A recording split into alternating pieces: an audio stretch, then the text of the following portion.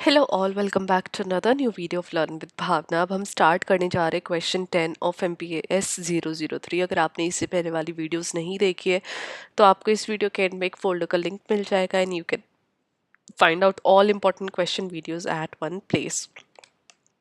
तो ये हमारा क्वेश्चन 10 है, जहाँ पे हमें बात करनी है socio economic impact of urbanization on India's rural hinterland. Hinterland is basically जो उसका एरिया होता है, राइट, रूरल एरियाज या फिर रूरल लैंड, उसके ऊपर क्या चेंजेस देखने को मिले हैं अर्बनाइजेशन के।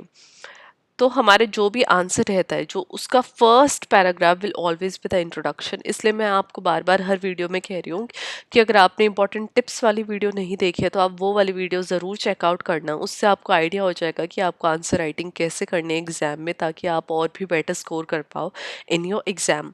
नाउ अर्बनाइजेशन इंडिया के अंदर बहुत ज़्यादा चेंजेस लेके आया, स्पेसिफिकली सोशो इकोनॉमिक लैंडस्केप्स उसने बहुत ज़्यादा चेंज कर दिए रूरल एरियाज़ के। जब हम बात करते हैं कि सिटीज़ कैसे रैपिडली ग्रो हुई है, तो रूरल रीजन्स ने भी बहुत ज़्यादा अपॉर्चुनिटीज़ और चैलेंजेस दोनों तरीके के एक्सपीरियंस किया। अर्बनाइजेशन ने इकोनॉमिक डेवलपमेंट लेके आई है, जहाँ पे उन्होंने डिफरेंसेस हम देख सकते हैं इंफ्रास्ट्रक्चर के अंदर, सोशल सर्विसेज के अंदर और एम्प्लॉयमेंट अपॉर्चुनिटीज़ के अंदर भी। ये जो इम्पैक्ट है उसने रूरल लाइवलीहुड्स को डाइवर्सली या सिग्निफिकेंटली इम्पैक्ट किया है, जहाँ पे कम्युनिटी स्ट्रक्चर्स और इन्वायरमेंट सिग्निफिकेंटली चेंज हुआ है या इन्फ्लुएंस हुआ है, जहाँ पे various aspect of rural society के अंदर ये इन्फ्लुएंस हमें देखने को मिलती है। अगर हम पॉजिटिव सोशो इकोनॉमिक इम्पैक्ट की बात करते हैं तो फर्स्ट हमारा आ जाएगा इकोनॉमिक अपॉर्चुनिटीज़ एंड एम्प्लॉयमेंट, जहाँ पे अर्बनाइजेशन ने डिमांड क्रिएट कर दी है एग्रीकल्चर प्रोडक्ट्स की, रॉ मटेरियल्स की, जिसकी वजह से रूरल इकोनॉमीज को बहुत ज़्यादा बेनिफिट हुआ है। एक ट्रेड देखने को मिला है रूरल और अर्बन एरियाज़ के बीच में, जहाँ पे एक फार्मर्स को मार्केट प्रोवाइड की गई है, as well as small scale industries को भी। आर्गो बेस्ड इंडस्ट्रीज़ हमें देखने को मिली है रूरल एरियाज़ के अंदर, जैसे फूड प्रोसेसिंग इंडस्ट्रीज़ हो गई, टेक्सटाइल इंडस्ट्री हो गई, जिसने एम्प्लॉयमेंट अपॉर्चुनिटीज़ बहुत ज़्यादा प्रोवाइड की गई है और लोकल इकोनॉमिक ग्रोथ में कंट्रीब्यूट किया है। फॉर एग्जांपल, अगर हम पंजाब और गुजरात जैसे स्टेट्स की बात करते हैं तो हम एग्रीकल्चर सरप्लस देखते हैं, जो कि डायरेक्टली अर्बन सेंटर्स के टुवर्ड जाता है, जो कि बूस्ट करता है रूरल इनकम को। वहीं पे इंफ्रास्ट्रक्चर भी बहुत ज़्यादा इम्प्रूव हुआ है। जब हम अर्बन सेंटर्स की बात करते हैं तो वो एक्सपैंड हुए, जिसने इंफ्रास्ट्रक्चर इम्प्रूव कर दिया सराउंडिंग रूरल एरियाज़ का भी। रोड बेटर हुए, ट्रांसपोर्टेशन बेटर हुआ है, कम्युनिकेशन नेटवर्क्स बहुत ज़्यादा इन्हांस हो गए हैं, जिसने रूरल एरियाज़ को अर्बन सेंटर्स के साथ कनेक्ट करके एक ट्रेड और मोबिलिटी को फैसिलिटेट किया है। अब ये जो एनहांस कनेक्टिविटी है, इसने रूरल रेजिडेंट की भी लाइफ बहुत ज़्यादा ईजियर कर दी है, ताकि वो मार्केट को भी ईजिली एक्सेस कर सकते हैं, एजुकेशन अच्छी उनको मिल रही है, हेल्थ केयर ईजिली एक्सेस है, गवर्नमेंट सर्विसेज में वो लोग इन्वॉल्व है। जैसे फॉर एग्जांपल अगर हम महाराष्ट्र स्टेट की बात करते हैं तो रोड इंफ्रास्ट्रक्चर बहुत ज़्यादा अच्छा हो गया है, जिसने कि ट्रेड उसकी वजह से इम्प्रूव हो गया है रूरल एरियाज़ और अर्बन सेंटर के बीच में, जिसकी वजह से दोनों के लिए बहुत ज़्यादा बेनिफिट देखने को मिला है।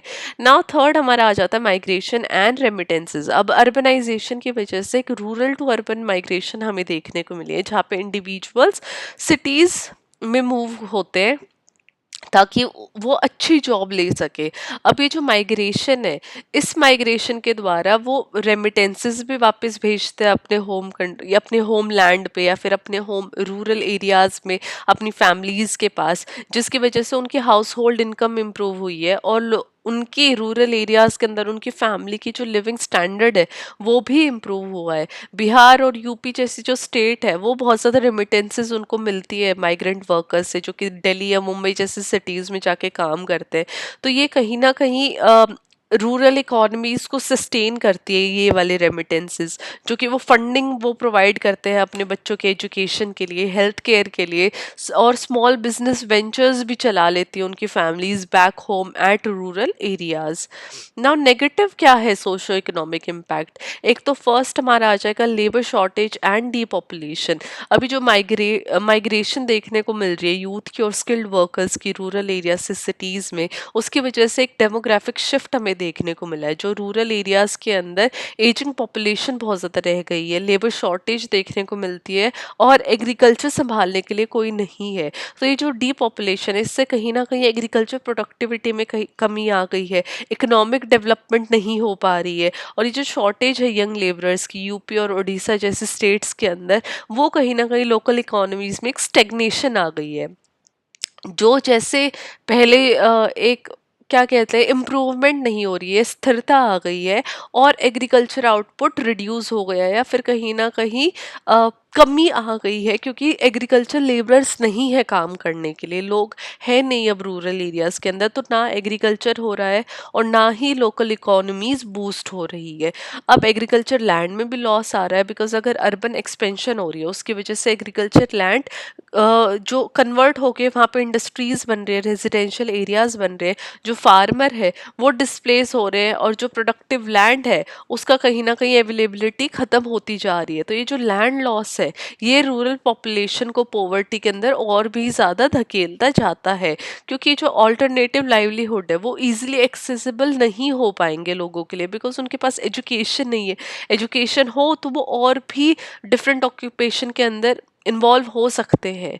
तो फर्स्ट ऑफ ऑल उनके पास प्रोडक्टिव लैंड भी नहीं है, देन ऑल्टरनेटिव लाइवलीहुड भी नहीं है, उसकी वजह से वो और भी ज़्यादा पॉवर्टी में जा रहे हैं। फॉर एग्जांपल अगर हम हरियाणा और पंजाब जैसे स्टेट की बात करते हैं तो fertile agriculture land increasingly urban projects के लिए दिया जा रहा है, जो कि फार्मर्स की लाइवलीहुड को इम्पैक्ट कर रहा है, उनको पुश कर रहा है कि वो माइग्रेट होकर लो पेइंग जॉब ले अर्बन एरियाज के अंदर। एनवायरमेंटल डिग्रेडेशन देखने को मिल रही है, अर्बनाइजेशन ने बहुत ज़्यादा प्रेशर डाल दिया नेचुरल रिसोर्सेज के ऊपर रूरल हिंटरलैंड्स के अंदर। तो अर्बन एरियाज के अंदर बहुत ज़्यादा डिमांड है एक्सेसिव वाटर की, लैंड की, रॉ मटेरियल्स की, जिसकी वजह से ओवर एक्सट्रैक्शन देखने को मिलती है एंड नेचुरल रिसोर्सेज की, उसकी वजह से एनवायरमेंटल डिग्रेडेशन होता जा रहा है रूरल एरियाज़ के अंदर।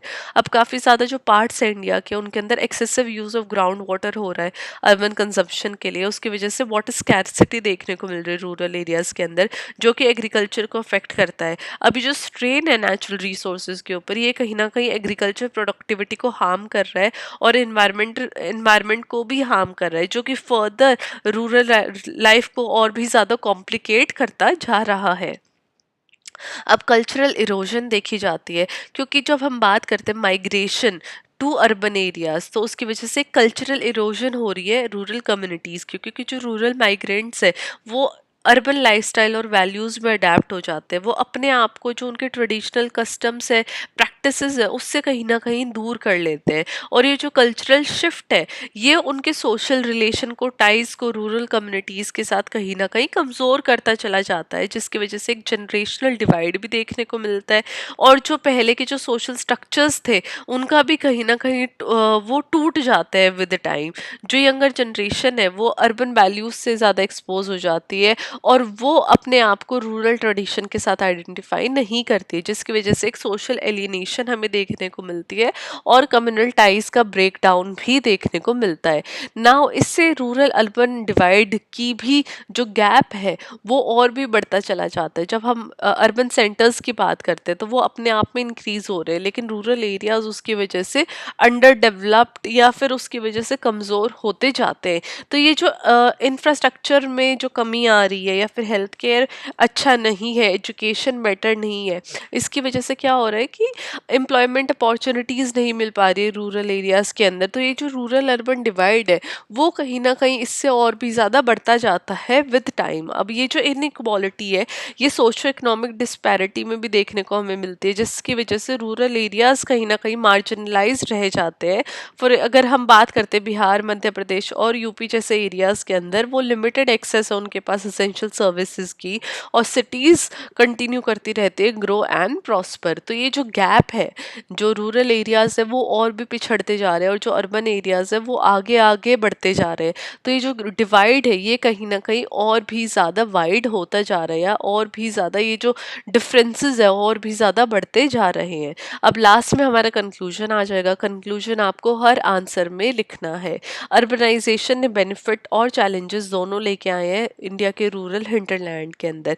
जब हम बात करते हैं कि कैसे इसने इकोनॉमिक ग्रोथ को बढ़ावा दिया है, इंफ्रास्ट्रक्चर इम्प्रूव किया है और रेमिटेंसेस को इंक्रीज़ किया है, वहीं पे डीपॉपुलेशन भी देखी गई है, एग्रीकल्चर लैंड का लॉस हुआ है और इन्वायरमेंटल डिग्रेडेशन भी हुआ है, जिसकी वजह से सोशो इकोनॉमिक गैप और भी ज़्यादा बढ़ गया है। इसलिए इन चैलेंजेस को एड्रेस करना बहुत ज़्यादा ज़रूरी है ताकि एक बैलेंस डेवलपमेंट पॉलिसीज़ ला सके, ताकि रूरल एम्प्लॉयमेंट को प्रमोट किया जा सके और इंफ्रास्ट्रक्चर भी इम्प्रूव हो सके with in rural areas and environment को अलोंग साइड प्रोटेक्ट किया जा सके।